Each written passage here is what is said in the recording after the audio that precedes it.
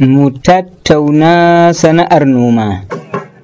Masu noman masara, alhali da shinkafa, ga tumatiri ga milo,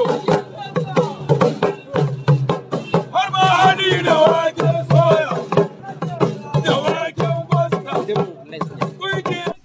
Masu sauraro barkanmu da sake saduwa a cikin wani sabon shirin da ke da burin ganin bunƙasar noman masara da shinkafa da farin wake da waken soya da kuma tumatir, kuma cibiyar bincike wayar da kan manoma da yaɗa dabarun noma ta ƙasa wato NAERLS da ke jami'ar Ahmadu Bello a Zaria tare da haɗin gwiwar haɗakar shirin Agra a jihar Kaduna suke ɗaukar nauyin kawo muku shirin.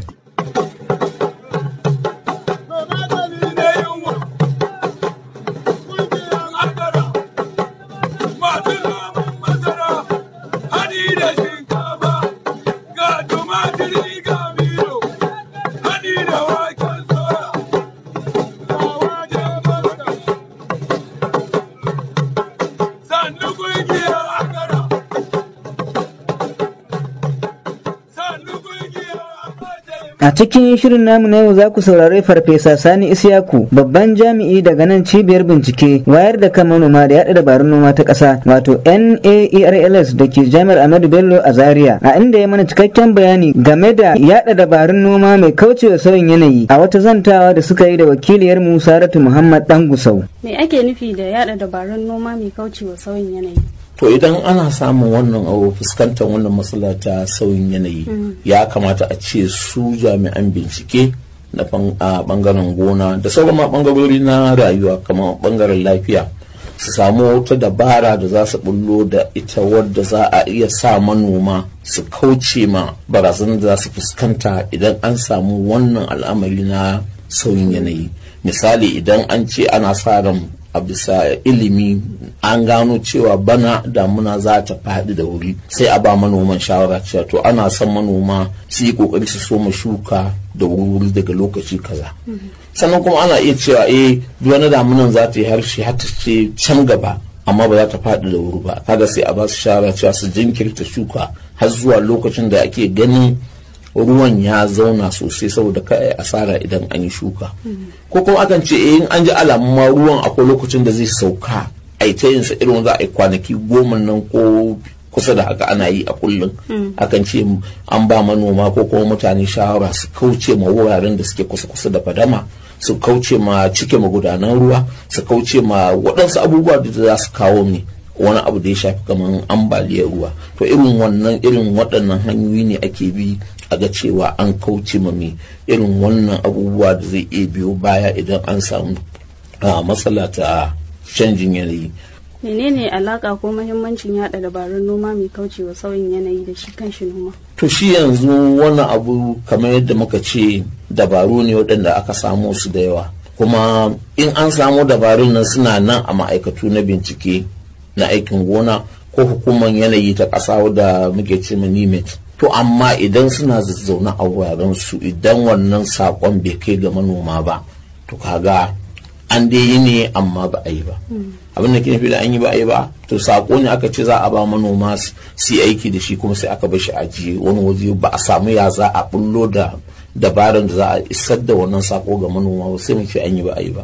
To amma shi yasa muke cewa yana da muhimmanci a kafafenmu na watsa labaru, tun daga wanda muka saba na malaman gona da ke bin yankuna idan akwai waɗannan malaman gona, da kuma magana irin shirye-shirye na rediyo ko kuma yanzu hanyoyin sadarwa na zamani ta intanet a rika yada irin wannan bayanai cewa manoma da ke yanke kaza in za su shuka iri kaza. Saboda kin ga noma yanzu ya tashi daga irin abin da muka sani na gargajiya, a ce kana da wani irin masaranka da ka gada tuntuni kawai ka san bai wuce wata ɗaya wata biyu yake yi ba, ya ɗanyi abin da ka girbe ka kai gida don amfanin iyali. To yanzu ana maganan ya za ka noma da yawa kuma don ka samu wani amfani mai yawa don ka kai kasuwa don ka biya wasu bukatu. To yana da kyau a ba manomi shawara, saboda akwai ruwa daban-daban, kowane iri kuma da ma'aikatar bincike ta yi shi ko ta samar da shi za ka ga cewa yana buƙatar wani alamun wani abu na yanayi. Misali akwai wanda ake a ce yana zuwa da wuri, akwai wanda ake yi yana da matsakaicin lokaci kamar wata 3, akwai wanda yake sai ya kai wata 3 da rabi zuwa wata 4. To idan kai manomi kana son ka shuka irin nan ko da na masara ne ko wani, musamman ma masaran da aka ce ingantatta, ya kamata a ce ka san menene bukatuwar wannan masaran. To kaga in ba a haɗa waɗannan bayanai ba yadda za a kai ga manomi ya sani masaran nan kala-kala ne. Dawa ce yake sai shuka daban-daban ne, akwai wanda take son a shuka ta da wuri saboda tana zuwa ne a ƙarshen damuna ko da masarar ce, akwai wanda take bukatan ba sai an shuka ta da wuri ba, ko da a makara aka shuka sai a ce kana neman wanda take zuwa da wuri. To wannan zai baka dama masarar ta yi a tsakanin lokacin da aka ce masarar na za ta iya nuna ba tare da damuna ta dauke ba. Sannan in waje wanda yake da yanayi na ambaliya ne, ka nemi shawara me ya kamata in shuka kuma wanne ne zai jure mu wannan ambaliya. Duk da mun san cewa ambaliyar ruwa wani lokaci in ta za ta tafi da komi ne, to amma in mun san ambaliya na zuwa a wannan wata take zuwa, sai a ba manomi shawara ta ya gaggauta shuka kafin lokacin da ambaliyar ruwan ke zuwa ya yanke amfanin shi ya tashi, ko kuma ya jinkirta sai bayan ambaliyar nan ta wuce, sai a nemi wasu abubuwa da suke iya amfanuwa da wannan leman da ta janye bayan wannan ambaliyar ruwa. Kamar ana iya shukan kayan lambu su tumatur, kai har shinkafa ma ko alkama, sai a ƙarasa su da ban ruwa, don shi ma aikin yin ban ruwa yana ɗaya daga cikin hanyoyi da aka samar da su don kauce ma abin da za a iya samu na sauyin yanayi. Saboda in damunan ta ɗauke akwai kayan yin ban ruwa, sai a ci gaba da ban ruwa har amfanin nan ya kai. So waɗannan dabaru dole ne in an inganta su a ma'aikatun bincike, to kuma a samar da dabaru yadda waɗannan abubuwa za su iske manoman da ake sa ran su aiki da su. So kuma manoman kamar yadda ake cewa an ba da shawara, to yi kokari kada ka ce wannan abin da aka faɗa min yana da wahalan aiwatarwa. A'a, yi kokari ko da ba za ka tashi gaba ɗaya a gonarka ba, ka gwada wani waje ka gani meye bambanci tsakanin wannan dabara da kuma ita wannan dabara taka da kake amfani da ita. Sai a nan za ka iya tantancewa wannan ta fi tawa ko kuma tawa ta fi, daga nan sai ka yanke shawarar wanne ne za ka amfani da shi. To kamar yadda yake cewa bincike ne na kimiyya, dole ne in za a yada labaran nan a tabbatar da daga ina aka samu wannan bayani, kuma an tabbatar da wannan bayanan an gwada su, an ga aikinsu da ingancinsu kafin a yada su ga waɗanda ake son a yada. Za ka iske misali kamar yadda ce iraruwan masara da yawa, in ka zo kamar hukumar mu nan ta kusa da mu nan mai samar da iraruwan aikin shuka a gonaki, za ka ji a lokacin nan ka nemi bayani ga iri kaza nan mun tabbatar mun yi gwajin sa yana yi a tsakanin kwana kaza, wannan yana yi a tsakanin wata kaza, wannan yana yi a tsakanin wata kaza, ga irin yanayin ruwa da yake bukata ga sauransu. Ita kanta hukumar da muke cewa ta NIMET da take aikin binciken yanayi, takan yi bincike ne in an faɗa mata ga irin yanayin waje.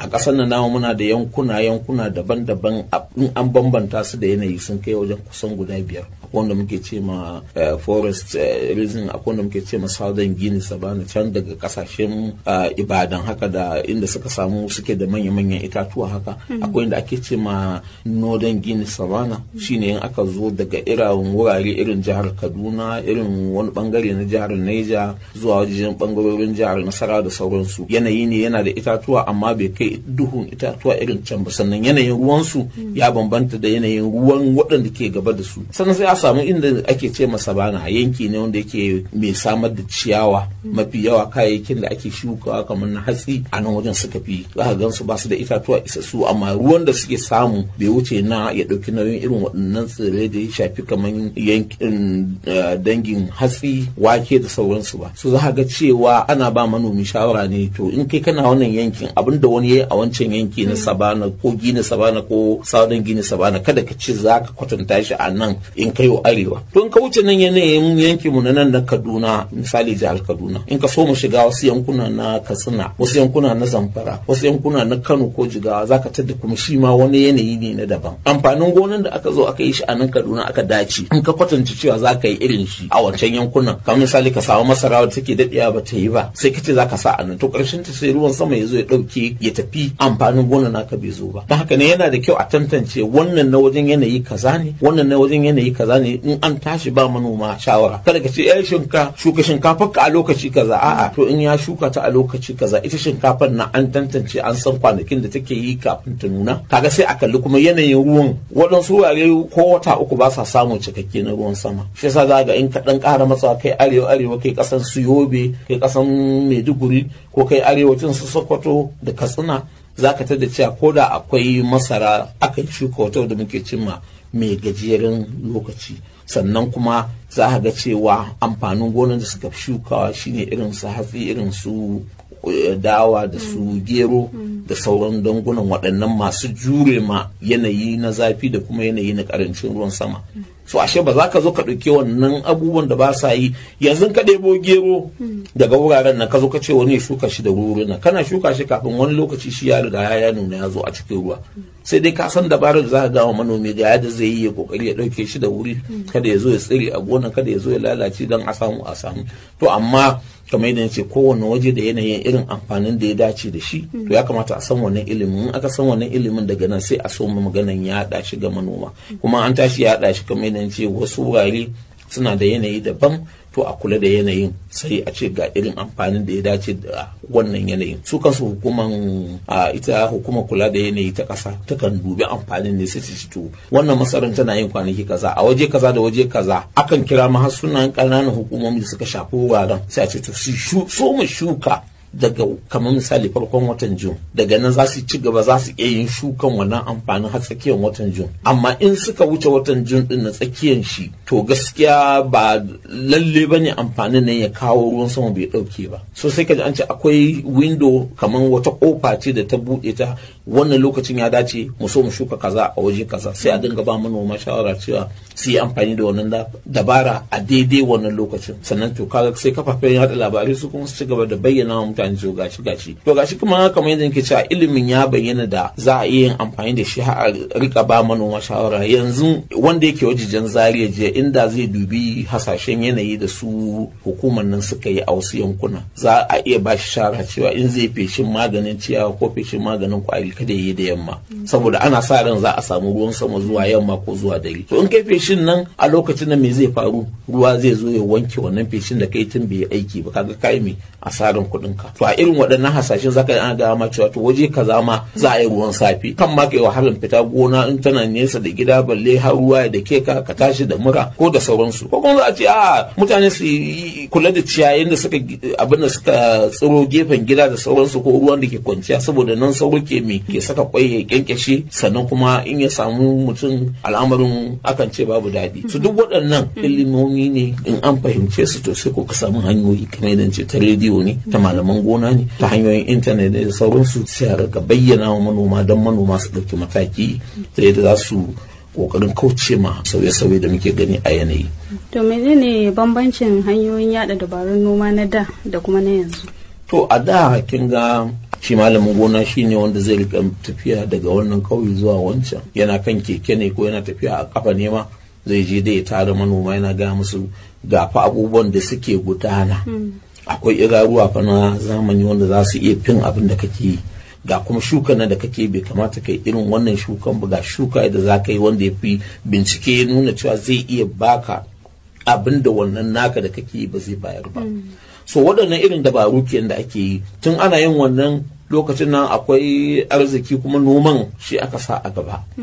Malaman gonan sun wadatu, kuma kan lokacin nan al'umma ba ta yawa ba, garuruwa ba su haɓaka sun yi yawan da yanzu malaman gonan ma ba za su iya gewaye wurare ba. Sannan hukumomi kuma yanzu ba ta kan noma suke yi ba, suna wasu abubuwan ne daban.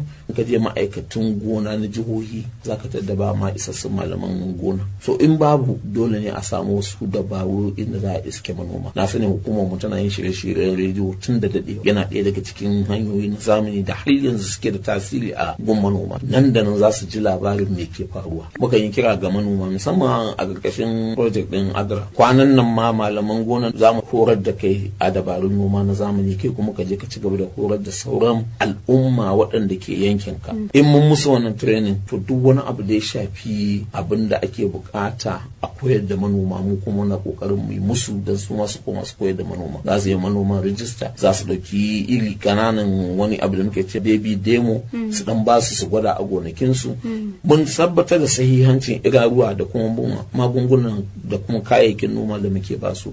Za mu sa su yi gona ta gwaji da bata wuce na girman kwata na hekta ba, mu ce su gwada wannan dabara don manoma in suka gani za su iya karuwa kuma su yi amfani da wannan dabara su gani da an ce gani ya koruji. Ga wakilinmu Adamu Abdullahi Basawa dauke da farashin amfanin gona daga wasu fitattun kasuwannin jihar Kaduna. Wake, farashin buhun jan wake mai nauyin kilogram 100 a kasuwar Kujama da ke karamar hukumar Cikun farashin sa naira 256, a kasuwar Giwa da ke karamar hukumar Giwa kuwa farashin sa naira 200, a kasuwar Soba da ke karamar hukumar Soba farashin sa naira 160, a kasuwar Dan Malaki da ke karamar hukumar Kauru kuwa farashin sa naira 175, a kasuwar Kagarko da ke karamar hukumar Kagarko farashin sa naira 180, a kasuwar Tsakiya ta Jaba da ke karamar hukumar Jaba kuwa farashin sa naira 160, sai dai a kasuwar Kace da ke karamar hukumar Kaciya farashin sa naira 168, a kasuwar Manchok da ke karamar hukumar Kaura kuwa farashin sa naira 185, a kasuwar Marabar Danja da ke karamar hukumar Kudan farashin sa naira 187, a kasuwar Saminaka da ke karamar hukumar Lera kuwa farashin sa naira 182, a kasuwar Sabon Gari da ke karamar hukumar Sabon Gari farashin sa naira 170, a kasuwar Ikara da ke karamar hukumar Ikara kuwa farashin sa naira 180, a kasuwar Makarfi da ke karamar hukumar Makarfi farashin sa naira 160, a kasuwar Tunga Kafancan da ke karamar hukumar Jama'a kuwa farashin sa naira 180, haka zalika a kasuwar Kubau da ke karamar hukumar Kubau shi ma farashin sa naira 180. Farashin buhun farin wake mai nauyin kilogram 100 a kasuwar Kujama da ke karamar hukumar Cikun farashin sa naira 208, a kasuwar Giwa da ke karamar hukumar Giwa kuwa farashin sa naira 170, a kasuwar Soba da ke karamar hukumar Soba farashin sa naira 150, a kasuwar Kubau da ke karamar hukumar Kubau kuwa farashin sa naira 186, a kasuwar Makarfi da ke karamar hukumar Makarfi farashin sa naira 150, sai dai a kasuwar Kagarko da ke karamar hukumar Kagarko farashin sa naira 170, a kasuwar Dan Malaki da ke karamar hukumar Kauru farashin sa naira 158, a kasuwar Tsakiya ta Jaba da ke karamar hukumar Jaba kuwa farashin sa naira 160, a kasuwar Marabar Danja da ke karamar hukumar Kudan farashin sa naira 150, a kasuwar Kace da ke karamar hukumar Kace kuwa farashin sa naira 162, a kasuwar Manchok da ke karamar hukumar Kaura farashin sa naira 165, a kasuwar Saminaka da ke karamar hukumar Lera kuwa farashin sa naira 176, a kasuwar Tunga Kafancan da ke karamar hukumar Jama'a farashin sa naira 170, sai dai a kasuwar Sabon Gari da ke karamar hukumar Sabon Gari farashin sa naira 159, a kasuwar Ikara da ke karamar hukumar Ikara farashin sa naira 170. Tumatir, farashin buhun busasshen tumatir mai nauyin kilogram 100 a kasuwar Marabar Danja da ke karamar hukumar Kudan farashin sa naira 175, a kasuwar Giwa da ke karamar hukumar Giwa kuwa farashin sa naira 176, a kasuwar Soba da ke karamar hukumar Soba farashin sa naira 110, a kasuwar Kagarko da ke karamar hukumar Kagarko kuwa farashin sa naira 170, a kasuwar Dan Malaki da ke karamar hukumar Kauru farashin sa naira 135, a kasuwar Kace da ke karamar hukumar Kace kuwa farashin sa naira 95, a kasuwar Manchok da ke karamar hukumar Kaura farashin sa naira 167, a kasuwar Saminaka da ke karamar hukumar Lera kuwa farashin sa naira 156, a kasuwar Sabon Gari da ke karamar hukumar Sabon Gari farashin sa naira 175, a kasuwar Ikara da ke karamar hukumar Ikara kuwa farashin sa naira 160, haka zalika a kasuwar Makarfi da ke karamar hukumar Makarfi shi ma farashin sa naira 160, sai dai a kasuwar Tunga Kafancan da ke karamar hukumar Jama'a farashin sa naira 170, a kasuwar Kubau da ke karamar hukumar Kubau farashin sa naira 150. Farashin kwandon danyen tumatir mai nauyin kilogram 50 a kasuwar Giwa da ke karamar hukumar Giwa farashin sa naira 70, a kasuwar Soba da ke karamar hukumar Soba kuwa farashin sa naira 60, a kasuwar Kujama da ke karamar hukumar Cikun farashin sa naira 75, sai dai a kasuwar Tunga Kafancan da ke karamar hukumar Jama'a farashin sa naira 80, a kasuwar Ikara da ke karamar hukumar Ikara farashin sa naira 70, a kasuwar Kubau da ke karamar hukumar Kubau kuwa farashin sa naira 50, a kasuwar Kagarko da ke karamar hukumar Kagarko farashin sa naira 80,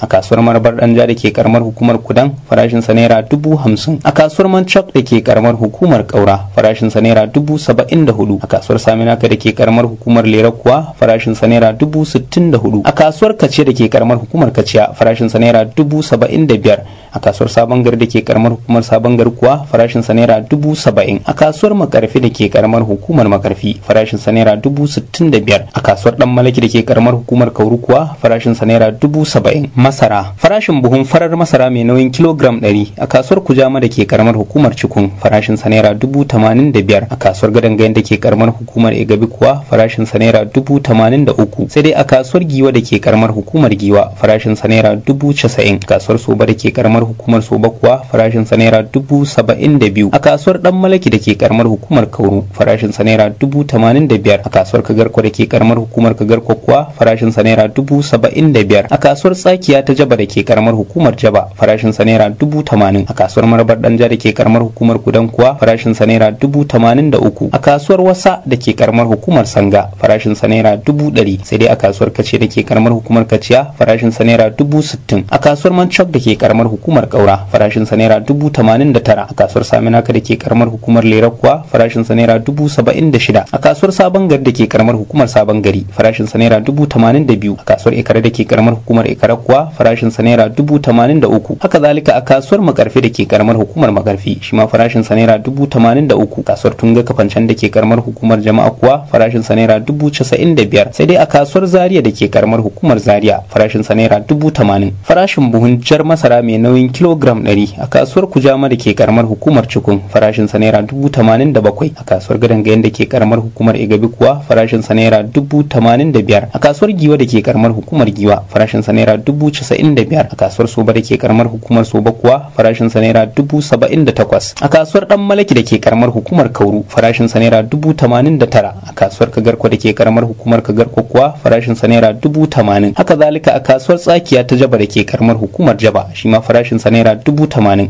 Sai dai a kasuwar Kace da ke karamar hukumar Kaciya farashin sa naira 60,000. A kasuwar Mancok da ke karamar hukumar Kaura farashin sa naira 95,000. A kasuwar Saminaka da ke karamar hukumar Lera kuwa farashin sa naira 80,000. A kasuwar Sabon Gari da ke karamar hukumar Sabon Gari farashin sa naira 86,000. A kasuwar Ikare da ke karamar hukumar Ikare kuwa farashin sa naira 87,000. A kasuwar Marabar Danja da ke karamar hukumar Kudan farashin sa naira 86,000. A kasuwar Wasa da ke karamar hukumar Sanga kuwa farashin sa naira 110,000. A kasuwar Makarfi da ke karamar hukumar Makarfi farashin sa naira 86,000. A kasuwar Tunga Kafancan da ke karamar hukumar Jama'a kuwa farashin sa naira 100,000. Sai dai a kasuwar Zaria da ke karamar hukumar Zaria farashin sa naira 87,000. Shinkafa farashin buhun casasshiyar shinkafa mai nauyin kilogram 100 a kasuwar Wasa da ke karamar hukumar Sanga farashin sa naira 140. Haka zalika a kasuwar Gadangayen da ke karamar hukumar Igabi shi ma farashin sa naira 140. A kasuwar Giwa da ke karamar hukumar Giwa kuwa farashin sa naira 138. A kasuwar Soba da ke karamar hukumar Soba kuwa farashin sa naira 160. A kasuwar Kagarko da ke karamar hukumar Kagarko farashin sa naira 140. A kasuwar Dan Malaki da ke karamar hukumar Kauru kuwa farashin sa naira 150. A kasuwar Tsakiya ta Jaba da ke karamar hukumar Jaba farashin sa naira 162. A kasuwar Marbar Danja da ke karamar hukumar Kudan kuwa farashin sa naira 170. A kasuwar Kaciya da ke karamar hukumar Kaciya farashin sa naira 138. Haka zalika a kasuwar Mancok da ke karamar hukumar Kaura shi ma farashin sa naira 138. A kasuwar Saminaka da ke karamar hukumar Lere farashin sa naira 184. A kasuwar Sabon Gari da ke karamar hukumar Sabon Gari kuwa farashin sa naira 170. A kasuwar Makarfi da ke karamar hukumar Makarfi farashin sa naira 148. Haka zalika a kasuwar Ikare da ke karamar hukumar Ikara shi ma farashin sa naira 148. A kasuwar Tunga Kafancan da ke karamar hukumar Jama'a farashin sa naira 138. Sai dai a kasuwar Zaria da ke karamar hukumar Zaria farashin sa naira 155. Farashin buhun shinkafa mai bawo mai nauyin kilogram 75 a kasuwar Kujama da ke karamar hukumar Cikun farashin sa naira 87,000. A kasuwar Gadangayen da ke karamar hukumar Igabi kuwa farashin sa naira 65,000. A kasuwar Giwa da ke karamar hukumar Giwa farashin sa naira 70,000. A kasuwar Soba da ke karamar hukumar Soba kuwa farashin sa naira 55,000. Haka zalika a kasuwar Kagarko da ke karamar hukumar Kagarko shi ma farashin sa naira 55,000. A kasuwar Tsakiya ta Jaba da ke karamar hukumar Jaba kuwa farashin sa naira 74,000. A kasuwar Dan Malaki da ke karamar hukumar Kauru farashin sa naira 53,000. A kasuwar Marbar Danja da ke karamar hukumar Kudan kuwa farashin sa naira 54,000. Sai dai a kasuwar Kaciya da ke karamar hukumar Kaciya farashin sa naira 66,000. A kasuwar Mancok da ke karamar hukumar Kaura kuwa farashin sa naira 64,000. A kasuwar Saminaka da ke karamar hukumar Lere farashin sa naira 68,000. A kasuwar Sabon Gari da ke karamar hukumar Sabon Gari kuwa farashin sa naira 53,000. A kasuwar Ikare da ke karamar hukumar Ikara farashin sa naira 68,000. A kasuwar Makarfi da ke karamar hukumar Makarfi kuwa farashin sa naira 67,000. A kasuwar Tunga Kafancan da ke karamar hukumar Jama'a farashin sa naira 66,000. A kasuwar Zaria da ke karamar hukumar Zaria kuwa farashin sa naira 55,000. Waken suya farashin buhun waken suya mai nauyin kilogram 100 a kasuwar Kujama da ke karamar hukumar Cikun farashin sa naira 87,500. Kasuwar Gadangayen da ke karamar hukumar Igabi kuwa farashin sa naira 90,000. A kasuwar Giwa da ke karamar hukumar Giwa farashin sa naira 103. A kasuwar Soba da ke karamar hukumar hukumar Soba kuwa farashin sa naira 80,000. A kasuwar Dan Malaki da ke karamar hukumar Kauru farashin sa naira 83,000. A kasuwar Tsakiya ta Jaba da ke karamar hukumar Jaba kuwa farashin sa naira 82,000.